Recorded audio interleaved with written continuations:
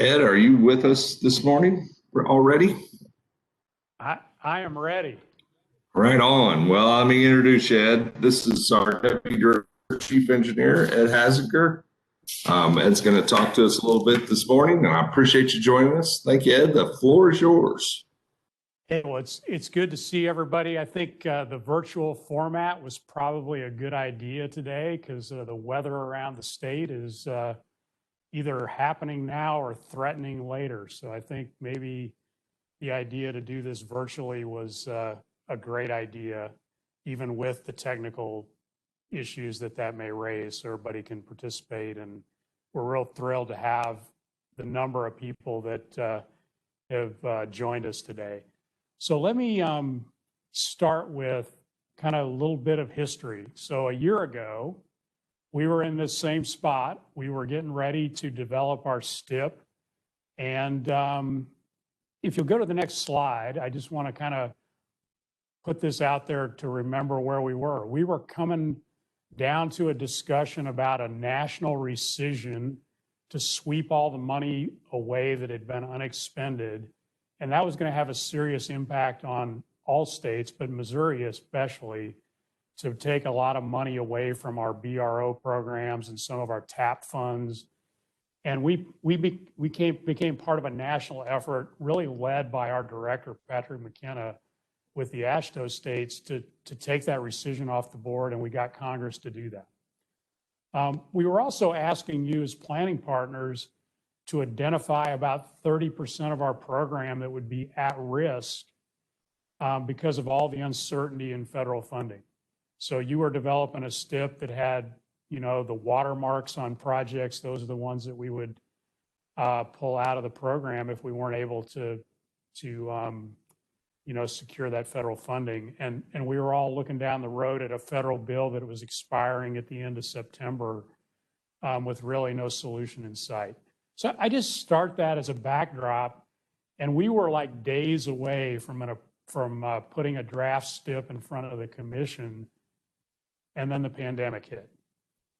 So that was in late February, early March, and so we started the process to really determine, could we move forward with a 5-year transportation plan, and we made the decision not to. And I think in the coming months, we saw revenues declining at a pretty dramatic pace.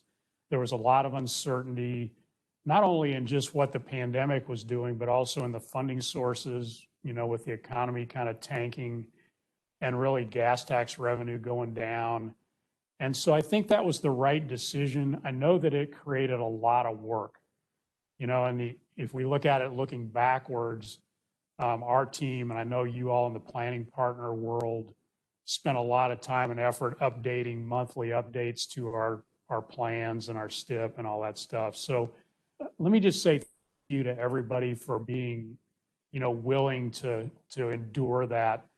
I think now as we look past, where that year led us, if we go to the next slide, we survived the pandemic as far as revenue goes. Still a lot of uncertainty going forward about how much of the gas tax revenue is going to be declined and how much of that is going to be long-term, right? People aren't driving as much right now. Is that going to be a continuing problem? Will that become more really baked into what we need to do for forecasting as people work from home, and that might continue as a long-term trend? I think, it really probably just accelerated the discussion we had all had about knowing that gas tax revenue is a declining revenue source, more from the standpoint of, increased fuel economy of vehicles, the move towards other fuels. But I think the pandemic probably has put that issue in play maybe quicker, and we're going to see maybe that as an issue we all have to deal with looking forward.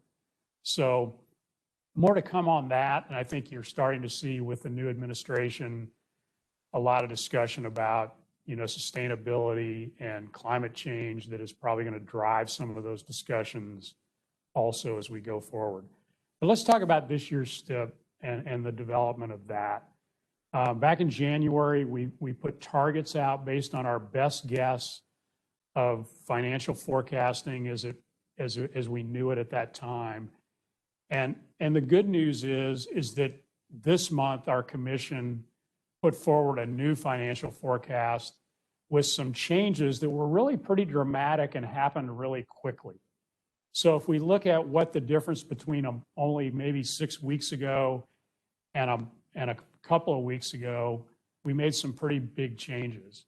And those were directly related to the governor in his state of the state highlighted that he was redirecting some of the CARES Act money to MoDOT to put forward to transportation. That was about $83 million of revenue that's going to come to transportation. And then subsequently, Congress passed the Federal COVID Response and Relief Act. And that had direct revenue coming to state DOTs to the tune of $10 billion. MoDOT's share of that money was a little over $230 million. About 28 of that got suballocated to our 3 TMAs around the region. But that really put, in essence, a little over $200 million directly into the process that we're going to put into our financial forecast and our targets that we're going to give out to our districts for planning partners to program through our normal process.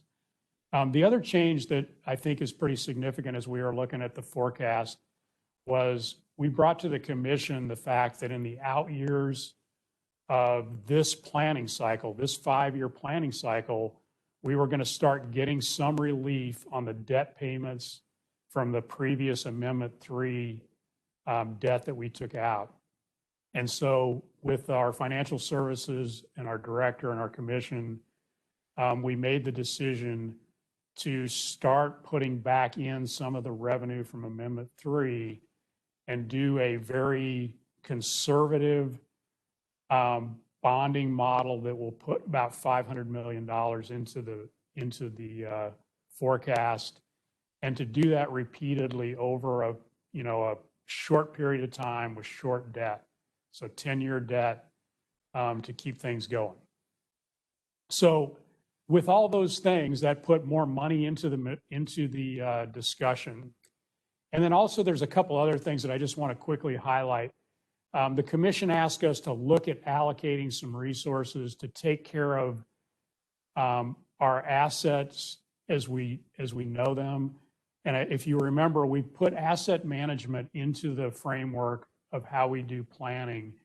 And we formalized that a couple of years ago by raising the amount of money that goes into the asset management plan, by taking major bridges off the top. And I think that really just reinforces what we've heard time and time again in every long-range planning effort that we've done in the state. And I think probably you as planning partners, if you have a long-range plan in your region, the public tells us the first thing we need to do is take care of the assets we have before we do anything else. And we find that also when we're talking to our customers and our statistically correct survey of customers that we do every other year. That's their tone too. They say you need to take care of what you got. One of the issues that has come up, we have kind of a difference in the condition of the asset across the state. Even with the planning that we do and the work that we do, the actual result of that is that we have a pretty wide range of conditions. Most of those on our lower tiers of roadway. So the commission asked us to look at this. So what we've done is we put in place these 2 programs that are on the slide that really, after we do our planning process, we look through the actual result. And this is kind of like the minor adjustment we do to fine tune our asset management plan. So the details are is this new money has allowed us to really put in place this program. So $10 million a year, and that program has been in place, was going to expire in 2022. We see the need to continue that out through this planning cycle for the next 3 years. And then since our operations teams take care of most of our lowest volume roads, we see the same issue in that arena. So we're going to put $15 million a year in that program, and it'll be formula driven to put that where we need to equalize the asset performance. The other thing that we did with the commission is we need to put a little more set aside into the economic development side of the cost share program. And really that's no more money going into cost share. We're just going to reallocate within cost share with the Department of Economic Development, the commission. But I think the process really will be the same, application to our cost share program.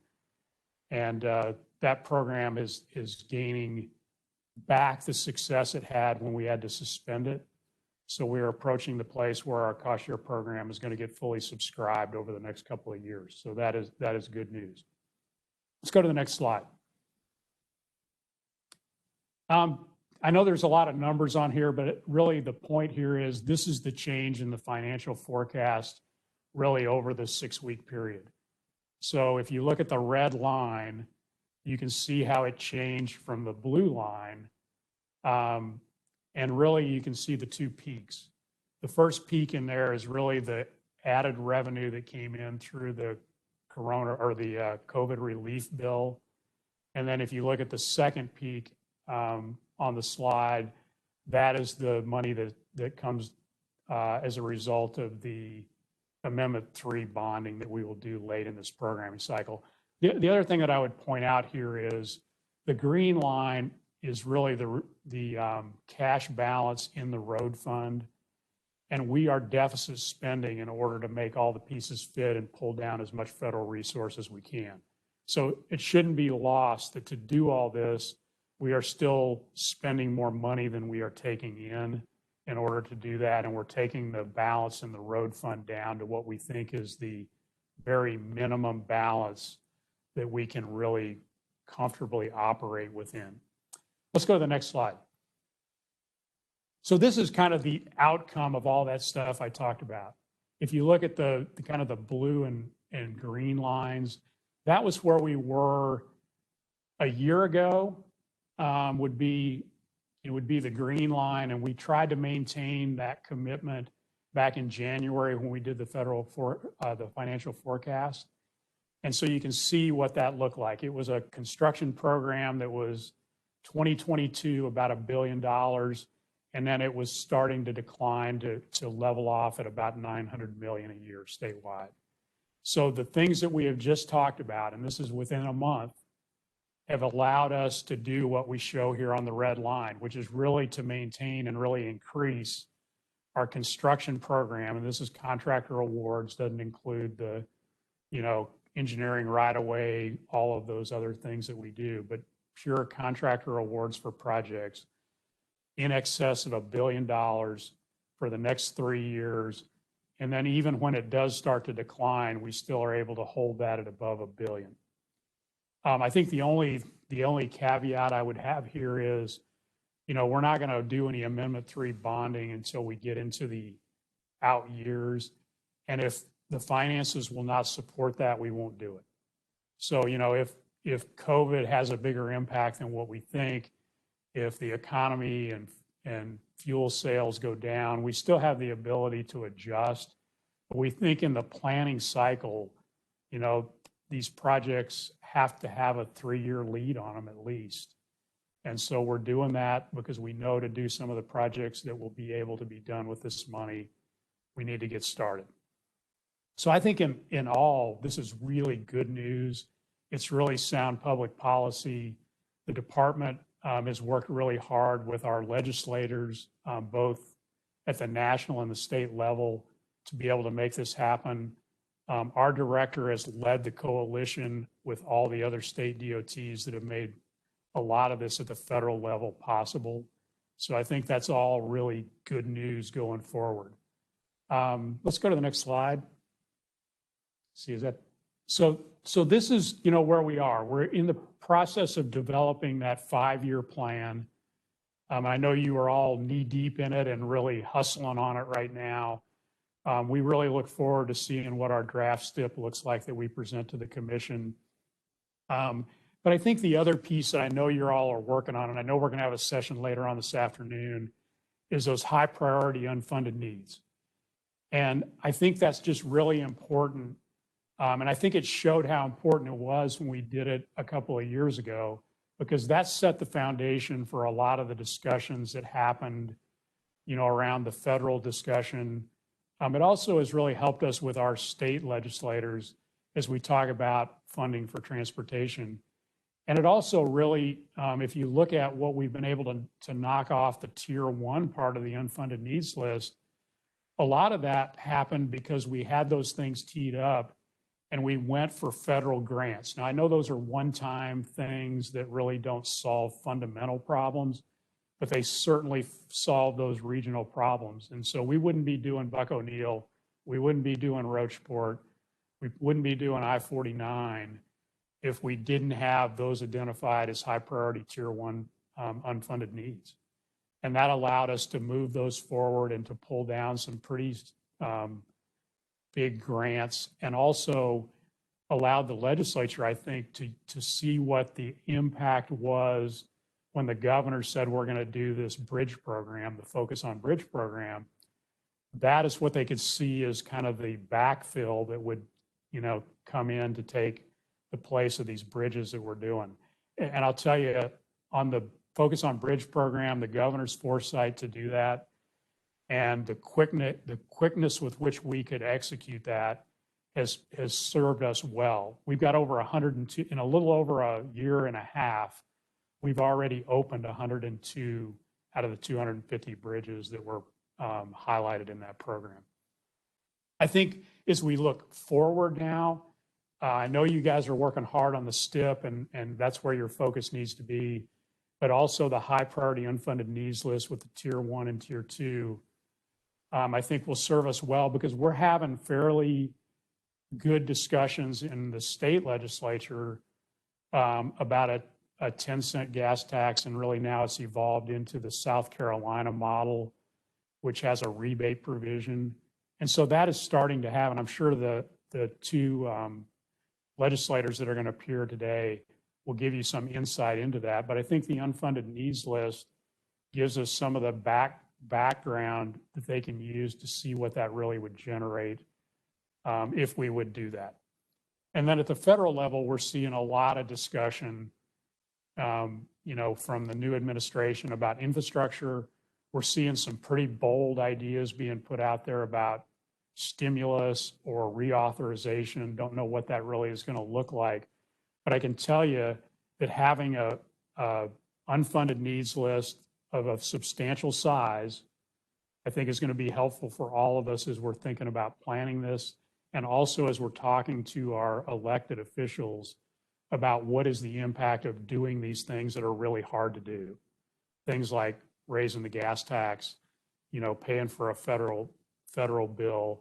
At least now it's not some nebulous idea about what you would get for it. So thank you all that are working on trying to come to those priorities. I know the work is still ongoing, and I look forward to having the conversation this afternoon about that subject too. So that kind of gives you the lay of the land. And let me just say once again, we really value the planning process in Missouri.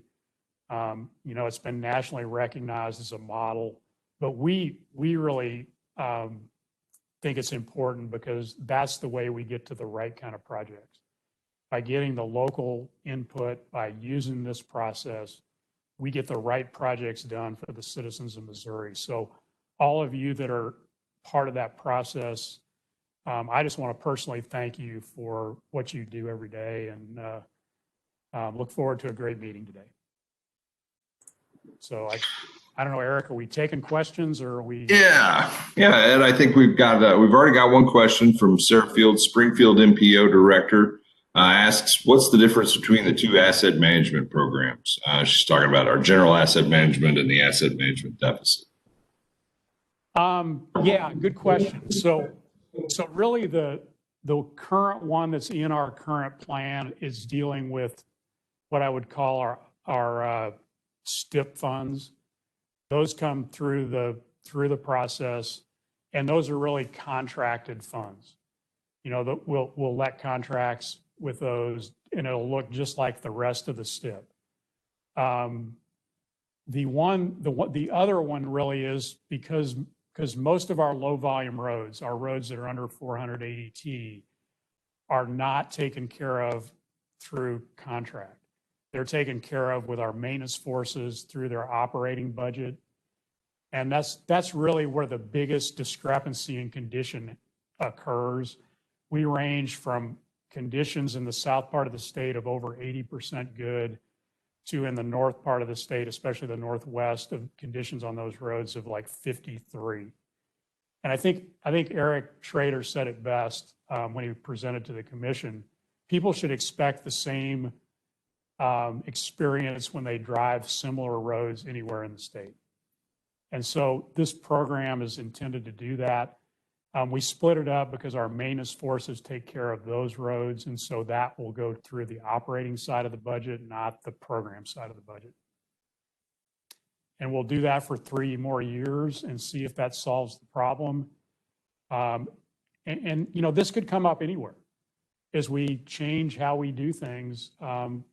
This might be something we need to do for urban interstates. Right now, there's not a lot of difference in condition, but that could happen too. So I think it's really just setting the tone for really the bigger picture, which is we should have some continuity of the condition of our roadways on similar parts of our system, whether that be interstates, our majors, or our minors.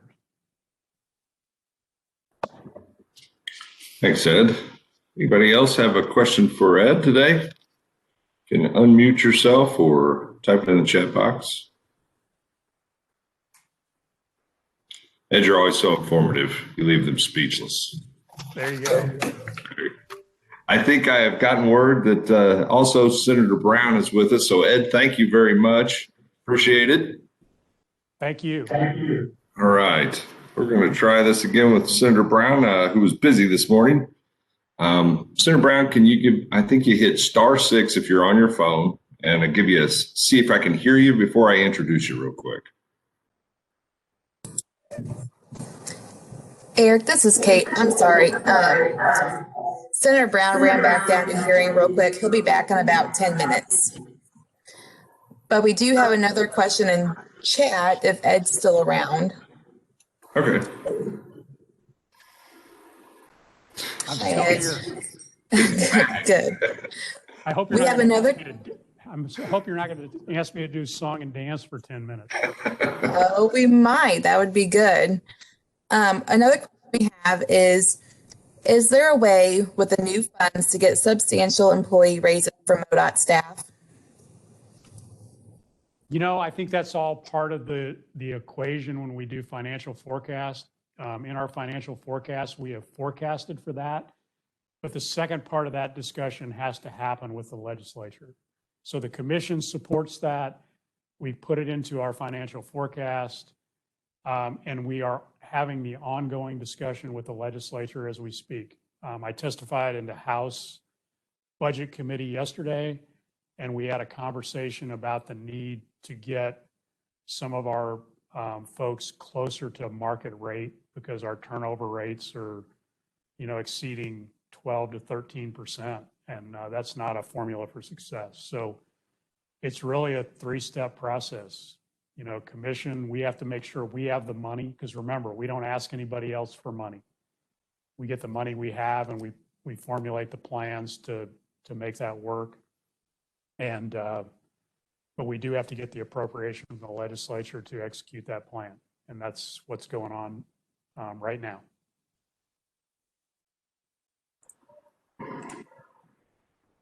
Thanks, Ed.